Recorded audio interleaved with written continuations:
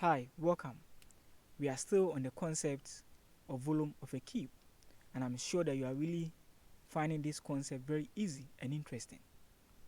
We have another problem here that we are going to solve together. In this problem, we have been told that there's a cube that has a volume of 125 cubic centimeters, and we are to find the perimeter and the area of one of its faces. Before we can do that, we have to find the length of the cube. Let's go through that together. So as we have here, this cube has a volume of 125 cubic centimeters.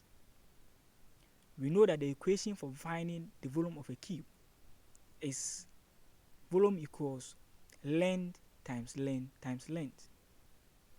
Since we have the value of the volume, let's substitute it into the equation, and that gives us 125 equals length times length times length. Now the question we ask ourselves is that which number, when multiplied by itself 3 times, gives us 125?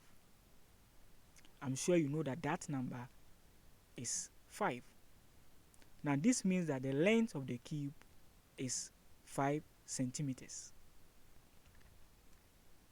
Now that we have the length of the cube, we can proceed to find the perimeter and area of its faces. But before that, let's ask ourselves, what plane shape forms the face of a cube? I'm sure you know that each of the faces of a cube is a square. Okay, it's a square. Now, how do we find the perimeter of a square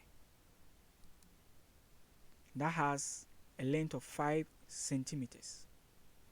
We know that the perimeter of a square is given by adding all its 4 sides. Okay, so length plus length plus length plus length. Now since the length of this square is 5 centimeters, when we substitute it into this equation, we are getting 5 plus 5 plus 5 plus 5, and that gives us 20 centimeters. So it means that the perimeter of the square is 20 centimeters. Now we are also to find the area of the square that forms the face of the cube. Now how do we find the area of a square? I'm sure you know that the area of a square is given by multiplying 2 of its sides, the length of 2 of its sides, that is length times length. And for this square, the length is 5 centimeters. So when we substitute it into the equation, we are getting 5 times 5. And 5 times 5 gives us 25 centimeter squared. Okay, so that means that the square of